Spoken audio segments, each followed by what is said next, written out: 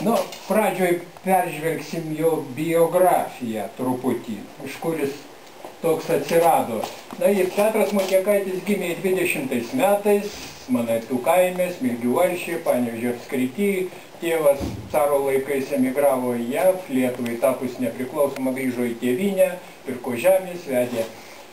Ir taip toliau, paskui Šeduvos progimnaziją, paskui mokėsi Panevėžio berniukų gimnazijoje ir tada jau jis pagarsėjo Lietuvoje, Lietuvos aviatorių sluoksniuose, dėl to, kad įsteigė pirmą Lietuvoje aviacijos būrelį. Na ir jį pradėjo globot Lietuvos aeroklubas, profesorius Zigmas Žemaitis, aeroklubo pirmininkas. Jis 36 pradėjo studijuoti Kaune, aukštesnioje technikos mokykloje, mokėsi sklandyti Nidoje, tapo B pilotu, paskui mokėsi skraidyti Kaune. Na, o po karo nuo 45 dirbo iš pradžių Panevėžio statybos organizacijose, o nuo 49 įvairiose pareigose Šiaulių Elnio kombinate. Žvaigždutė žurnale Angelo Sargo vaikų sąjungos leidinys. Tai buvo paprastas sraigtasparnio modeliukas, netrukus ėmė jį tobulinti, pasigaminęs tokių įvairaus dydžio, kurie skrisdavo vis aukščiau ir toliau. 34 metais Dariaus Girėno skrydžio įtakoje aviacija susižavėjo galutinai, ėmė daryti aitvarus, visokius. Pasigamino aitvarą pagal Santos Dumont lėktuvo pavidalą. Ėmė gaminti įvairius plunksninius modelius, kadangi kaime buvo plunksnų įvairių. 34 į šią veiklą įtraukęs ir daugiau vaikų, savaime Manaitų kaime suorganizavo pirmąjį modeliuotojų būrelį, kurį pavadino Dariaus ir Girėno vardu. Pradėjo susirašinėti su Lietuvos aeroklubu. Na, čia nuotrauka iš Panevėžio gimnazijos, kur jisai nufotografuotas irgi. Čia, 1, 2, 3, 6 iš dešinės sėdi su savo modeliais. Sėdi, kas čia, 5 iš kairės, mano tėvas irgi tuo metu mokėsi. Tai va, kaip pats dienoraštyje rašė, mano mokslo kambarys greitai virto dirbtuvę, mokslas neįčiau nuslinko į paskutinę mano darbo planų vietą. Dabar aš gyvenau vien tik aviacijoje, nes į mane sužavėjo, užbūrė savo melsvais toliais ir didingumu. Taigi mokslo gimnazijoje vietos nebebuvo ir pasiekos, tai aišku, liūdnos. Tėvas sakė, kad pasakojo man, kad buvo baisiai daug dvejetų prisirinkęs. Na, va čia Manaitų Dariaus ir Girėno būrelio, modelistų būrelio archyvo aplanko viršus. Jis ne tik tai mokėsi sklandyti, čia dar neskraido, nusifotografavo prie lėktuvo. Čia susipažino Kaune 36 metais su garsiuoju aviatorium Pyragiu. Apie savo dienoraštį apie tai rašė. Pyragis mane tarsi gerą pažįstamą nuveda į angarus ir liepia iki valiai apžiūrėti lėktuvus. Čia pirmą kartą juos matau ir negaliu atsistebėti. Pyragis liepia man po pietų ateiti pažiūrėti, kaip bus bandomi sklandytuvai. Susitikau Kraucevičių Anatolijų, kuris man įteikė nuotraukas darytas Manaituose. O Pyragis mane pavedė Gabrieliui Miliūnui, kad šis paprašytų Dženkaitį mane paskraidinti. Kada šis paprašė, Dženkaitis atsakė, aš tai jau seniai žinau. Tai va, Motiekaitis Manaituose ne tik tai skraidė, gamino modelius, bet kaip matot ir paišydavo kiekvieno savo rimtesnio modelio skridimo trajektorijas čia ir paliko jas savo sąsiuviniuose. Na, o paskui gavo pasiūlymą mokytis aukštesnioje technikos mokykloje ir nuo 36 metų pradeda studijuoti aukštesnioje technikos mokykloje, įstoja į tos mokyklos aviacijos būrelį, kurios nariai kaip tik tuo metu statė aeroklubo užsakymų 2 sklandytuvus, treniruočių sklandytuvus Bro 3, kurie vėliau buvo pavadinti Aru ir Giriūnu. Na, 37-ais buvo organizuoti Lietuvoje pirmieji aviamodelisto kursai. Čia aeroklubas organizavo, na ir, kaip sakyt, tarp tų pirmųjų buvo ir Petras Motiekaitis, ir čia daugiau žinomų aviamodeliuotojų vėliau, kairiai, pačiam viršui, mano instruktorius aviamodeliavimo, Vaidevutis Bičiūnas, kuris čia kurį laiką vadovavo Kauno aviamodelistams pionierių namuose. Buvo tremtinys, kaip sakyt, 41 metais su šeima ištremtas į Sibirą. Neturėdamas normalių įrankių ir medžiagų, jaunas konstruktorius padarė geras sklandytuvo detalės tik su peiliu, plokščiomis replėmis, pjūklu, kirviu ir robliukais. Nerviūrų karteles teko pjauti rankomis ir robliuoti, o apkaustymas prireikė dar didesnio išradingumo. Valdymo sistema buvo vykusi, kaip ir kitos smulkios detalės. 40 metrų kvadratinių drobės su atitinkamu cegonų kiekiu vaikinui buvo neįkandami dalykai, todėl siauras dvisparnio sklandytuvo keliamasias plokštumas dengė cemento maišelį. Sklandytuvas buvo pastatytas ir 37 rugpjūčio 22 jo sėkmingai skrido atvykęs iš Kauno Lako atstovas Gabrielius Miliūnas. Jis neatsivežė iš Kauno guminio lyno, manydamas, kad kaimiškas produktas nebus skridimui pribrendęs.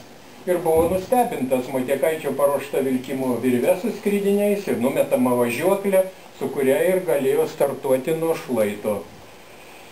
38-ais vyko pirmoji tautinės olimpiados orinio sporto varžybos įvyko ir gavo Lako stipendiją mokytis Nidos sklandymo mokykloje, kur įgijo B piloto laipsnį.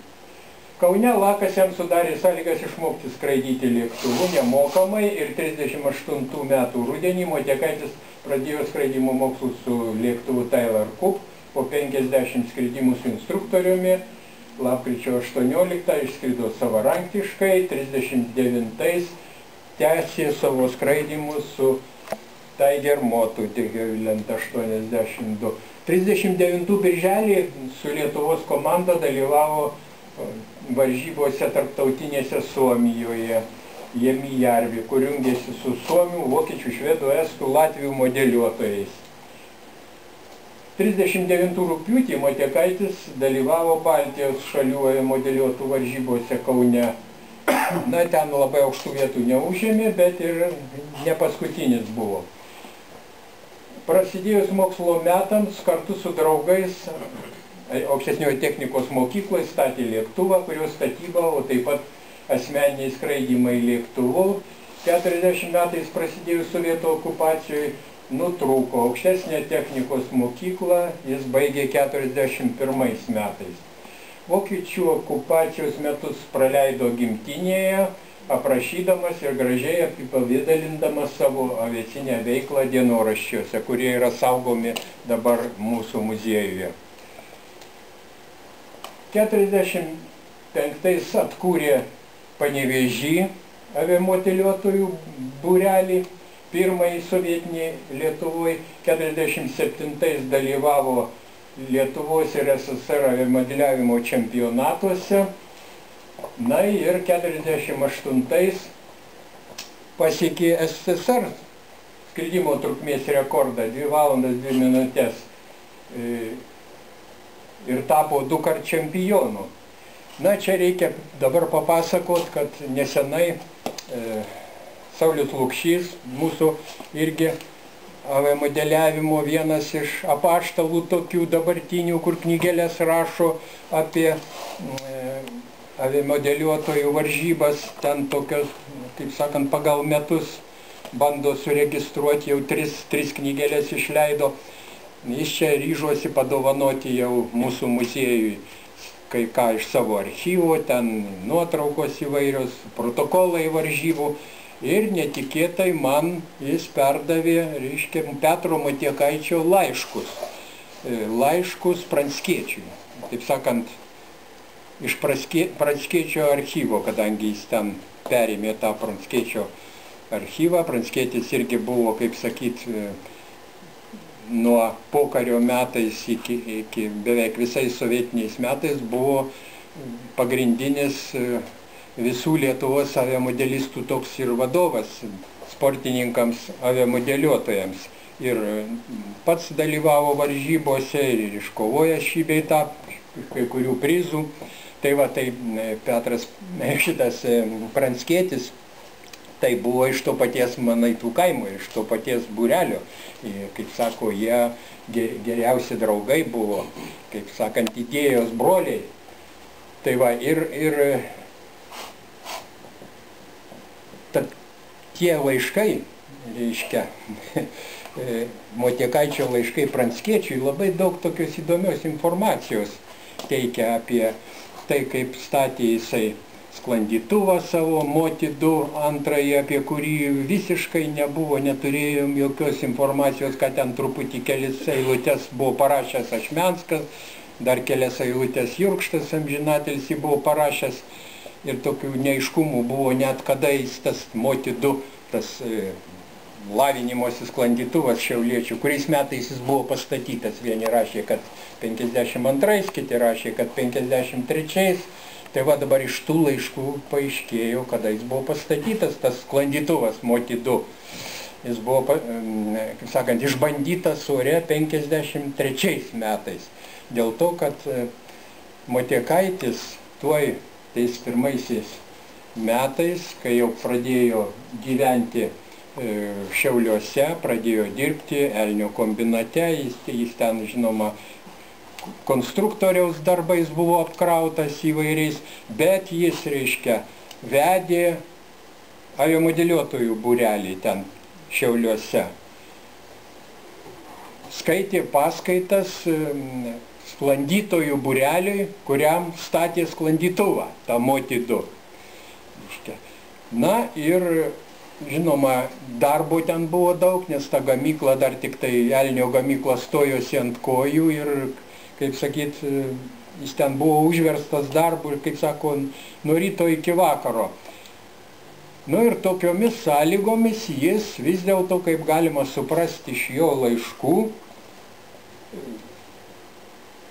kūrė, va tos, va, pradėjo kurt 40 maždaug 7-8 metais tuos savo sraigtasparnių modelius. Pradėjo įvairių konstrukcijų, pradėjo statyti, bandyti, reiškia, ir vis skundėsi, kad jam trūksta laiko. Tai vienu žodžiu, kad pasiektas pasaulio rekordą, tai jis ilgai ir sunkiai dirbo ir konstravo ir bandė jau nuo maždaug 47 metų, o pirmas rekordas 63 pasiektas, kur išėjo 57 metais. Tai ją pradėjo jie ten kombinuoti, rašyti, kaip žinot, kaip tada, ten rast leidyklą, kad priimtų, pradėjo rašyti, ten tam redaktoriui per daug, tai per mažai kažko per daug. Jie norėjo labai rimtą veikalą padaryti su daug iliustracijų, reiškia, bet ten visą laiką jos iš redakcijos kapojo ir kapojo, atmetinėjo, reiškia. Tai va, kokiais darbais jisai užsiėmė, reiškia. Ir tas sklandytuvas pasirodo Moti 2, kurį priprašė konstruoti Šiaulių, kaip jos pavadint, sklandytojais būsimaisiais. Reiškia, Šiauliuose buvo grupė jaunų vyrų, kurie, reiškia, jau skraidė vokiečių okupacijos metais. Ir faktiškai po Kauno, tai Šiauliai buvo antrasis toks židinys sklandymo Šiaulių miesto. O čia ir Drupas, man atrodo, ten dalyvavo ir gerai žino. Reiškia, ten buvo labai veiklus, organizuoti vyrai, jie vokiečių metais jau atsivežė sklandytuvą vieną iš Vilniaus, iš tų Grobio parko. Ir kaip sakyt, amortizatorių, skraidė ten. Pirmais pokario metais įsigudrino ten, kai jos griebė pakartojimui, tai jie suorganizavo atseit tokį sklandymo būrelį, ten apdūmė akis tiem kariškiam, sakė, kad mes čia būsimi lakūnai, tai leiskit mums čia užsiimti. Ir jie nuvažiavo į Klaipėdą ten ir skraidė kaip po pakartojimui pašaukti vyrai, reiškia, su sklandytuvu. Sako, darom rekordinį sklandytuvą. Rekordinį iš karto. Reiškia, dar čia taip laiškuose aš radau, reiškia, Matiekaitis Pranckiečiui pasako. Nu, sako, aš juos perkalbėjau, nu ką rekordinį, lavinimosi sklandytuvą, reiškia, reikia tokiem dar žaliem. Tai va, tai, nu ir tada tą 9 metrų sparnų ilgį, žinot, tokį plačiais sparnais pradėjo statyti. Ir reiškia, jį užbaigė 52 metais, beveik užbaigė, bet vat nuo tokio klaikaus intensyvaus darbo, taip sakant, nereguliaraus maitinimosi, Matiekaitis susirgo skrandžio liga. Ir, reiškia, jis ten metus laiko beveik gydėsi. Ir todėl tas sklandytuvas paskui buvo pakeltas, kai jis atsigavo jau 53 metų vasarą, nors buvo praktiškai jau beveik užbaigtas 52. Nu, o visą laiką jis, reiškia, užsiminėjo aviomodelizmo reikalais. Jau, reiškia, jau jis truputį pagavo tas formas, reiškia, sraigtasparnio modelio su gumos varikliais. Nu, va, o čia kaip tik tas sklandytuvas Moti 2, kur aš neteisingai užrašiau, čia pagal ankstesnės žinias, kad tai 52 metai, čia iš tikrųjų 53 metai, va dabar iš tų laiškų sužinojau. Va, ir čia pirmasis bandytojas buvo ir šiandien gyvuojantis Vasauskas toks, fotografas ir sklandytojas ir Lakūnas Vilniaus, iš čia kairiai stovi, reiškia, atliko bandomuosius skridimus, kažkaip Matiekaitis ten nesiryžo pirmas skristi. Tai va, tai tas Moti 2, žinoma, jis neilgai skraidė, kadangi vis tiek tai liemeninis sklandytuvas su liemeniu, reiškia, o mokiniai skraido, tai 54 metais, ten kaip rašo laiške Petras Matiekaitis, viena mergička ten sėdo skrist, kažkaip ją per aukštai ištempė, jinai vairuolas ten nuo savęs, bumtelėjo gerai ir tas sklandytuvas buvo sulaužytas. Tai va, tai aš kalbėjau, pasakojau, su kokiais dideliais vargais gimė šitą knygelį, kiek jie ten turėjo kartu eiti į redakcijas. 63 metų Liepos 6 dieną Matiekaitis pasiekė pirmuosius 2 oficialius pasaulio rekordus. Jo libelė, ta 4-oji, nuskrido 889 metrus ir išsilaikė 12 minučių 2 sekundės.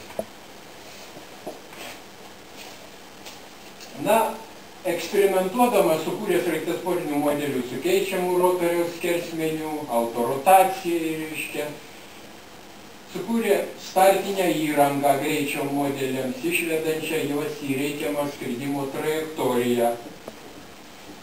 Na, čia aktai, kuriuos reikėdavo surašyti įvykus ir teisėjai pasirašydavo. Sukūrė modelį, kurio gumos variklių išsisukus apatinio rotoriaus mentės automatiškai atsilenkė į viršų, prisiglausdamos prie viršutinių menčių ir jų skersmuo dvigubai pailgėja, o modelio žemėjimo greitis sumažėja. Sraigtasparnio modelis su gumos varikliu libelė 10, 67 birželio 3 nuskrido 1045 metrus, pasiekdamas pasaulio rekordą. Na, o čia ir barogramos, žinoma, būdavo šalia skrendančiam lėktuve, lydinčiam modelį, kad užfiksuoti jo pasiekimus. Tai va, libelė 8 tokį pat rekordą pasiekė 67 birželio 17, išsilaikė ore 21 minutę 42 sekundės. Libelė 10, 67 Liepos 8 pasiekė 2 naujus rekordus, nuskridusi 1700